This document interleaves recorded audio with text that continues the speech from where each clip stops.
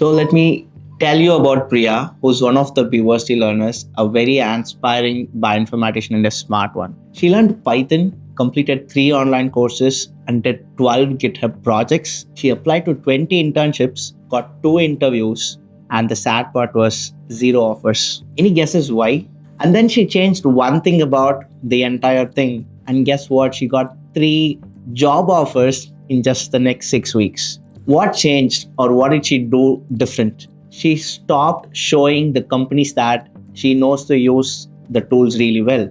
Rather, she started showing them what she could think and what problems she can solve for them. So you need to understand that most companies get hundreds of applications where you are mentioned there in your resumes that, Python, statistics, R, GitHub, it's the same thing. 2 companies, all of you are identical on paper, okay? And they get really fed up seeing all of this every single day. They want candidates not who knows the skills or not who knows someone who can follow a protocol, rather someone who knows how to think if you can solve a real problem. And today, I will break down 5 thinking skills that will really help you differentiate from the rest of your peers. So skill 1, checking for variables before running analysis or experiments. I'll tell you what is the most students or what do most people put out there in your GitHub.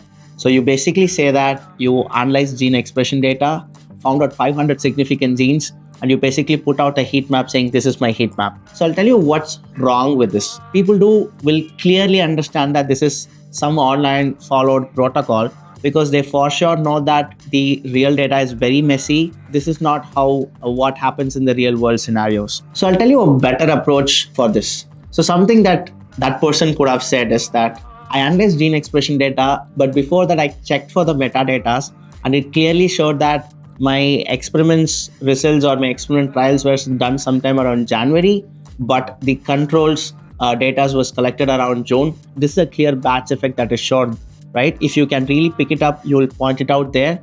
And you can say that analyzing all of these things, the number of genes that is significant drops down to 50, but all of these 50 genes are highly significant. So companies majorly look for someone who can proactively spot out problems, not someone who leads misinformation very confidently. So skill 2, very important, documenting things that did not work. I'll tell you what most students do. They'll just put down the polished code as if nothing wrong has happened during the entire projects. But trust me, this will never work.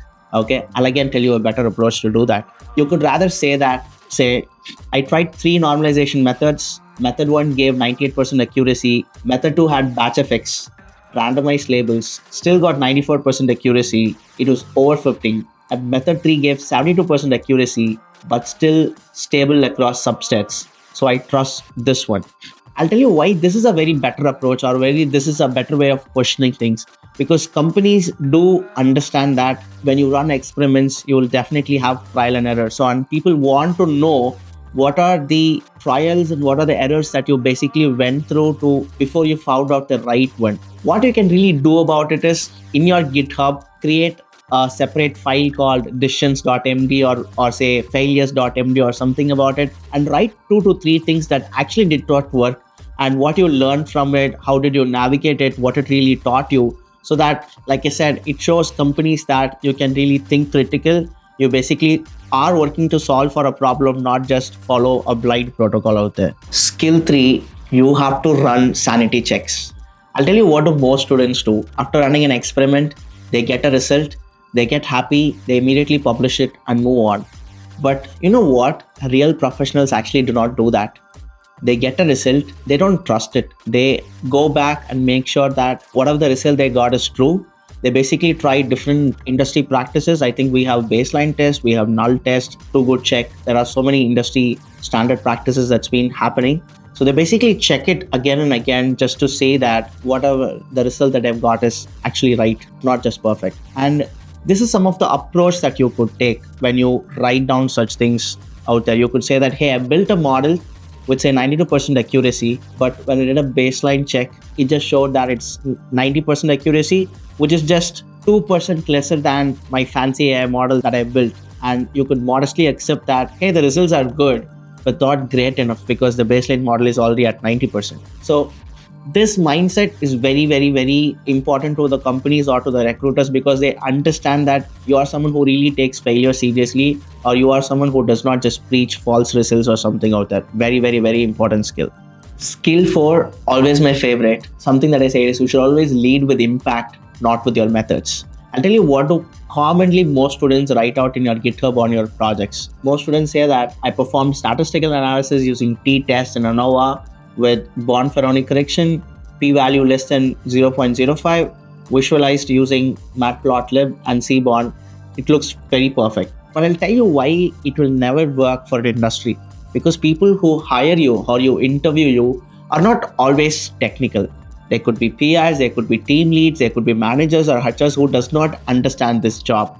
Rather, they would want to understand what you can solve or what you can bring to the table, rather than just speaking technical language. You could just structure this by saying that, say, you built a tool that predicts treatment response before patients start therapy with 84% accuracy, and it is very clear that doctors can avoid ineffective treatments much before. Thus saying that, hey, this could be very much used for cross-validation or something like that. So when you lead with impact, everyone understands what you do or what you really bring to the table and why your work really, really, really matters in that organization. Skill 5, the final one, very important, choosing or telling your reasoning process. Again, what do most students do is they give a very clean code, well-written project, and no explanations given for why they did what they did, right? So I'll tell you what you could rather do it to have much better portfolio for yourselves. So again, companies know that they can find anybody who can run code online. Okay, it's very easy to follow a protocol. Rather, if you could have just written down, why did you choose to do this code rather than that code, or why this approach rather than that approach? Probably give them a context saying that, hey, I am taking a very conscious decision of why I'm using this and why am I not using that. Because this is a huge difference between a technician and a scientist. Can you think in the context, solving for the problem in the right way? And that is more important. And also, even when you come back to look at your own project, say after 6 months or a year, even you shouldn't be confused like to say, why did I even do this then, right? So it will also give you as well better context towards why did you take that decision at that point in time, and knowing your decisions is much, much, much better. So what I'll do right now is I'll give you an exact action plan of how you could take your next steps with. So I'll give you 3 action plans. One is a 2-hour plan, and one is a 1-week plan, and one is a next 30 days transformation plan. So here's what the 2 hours quick fix plan can do. You can pick your best existing project and just add these 5 things. Check for the metadata section, document any variables that you found or confirm that wasn't there. Add a what I tried section. Okay, basically 2 to 3 approaches that did not work for you. That will make a huge difference. Add sanity checks, which is like say that you did a null test or baseline comparison to the experiments that you did. Rewrite the entire intro. Make it impact first, not methods first. Make it impact first and method second intro. And add reasoning comments throughout the code. Like say that, why did you use this because of this? Or why did you use this and not this? Just these 5 things will transform your project immediately. And next I'll talk about the week approach or the week plan. Okay, plan an entire 1 week for yourselves. Dedicate 2 to 3 hours that entire 1 week in creating something new. So day 1, before coding, just write down what questions am I asking, why does it even matter, what problem am I solving, what could invalidate my results. Just write that down. Don't do anything.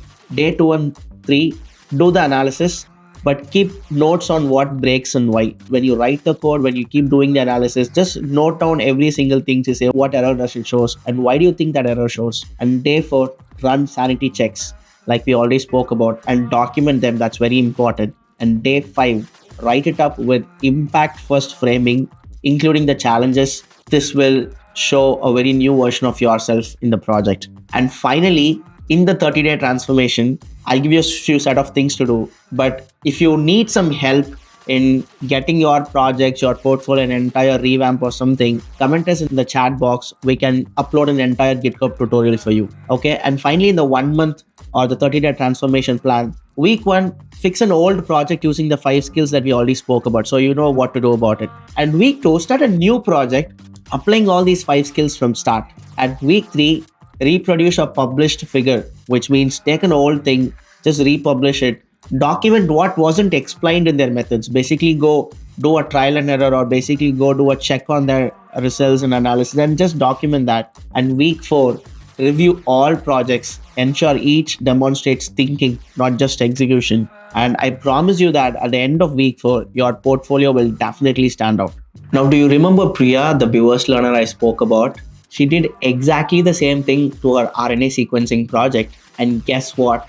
Like I said, in the next 6 weeks, the first thing that the companies asked was, we're exactly looking for this kind of talent, someone who can think like this. When can we schedule your interview? Like I said again, companies get hundreds of applications who knows to write codes. But it is that one talent that they're really desperate to find, about someone who can really think critical about data. And this is what I would suggest you to do. Pick one skill and apply that one skill to your project this week. Comment below what projects you are working on. This is what exactly we teach to all our Bversity learners on every single day. And we have some amazing postgraduate programs that is up and live, admissions as well going on. If you are someone who is really interested, please do check the link in the description. I've added all the details.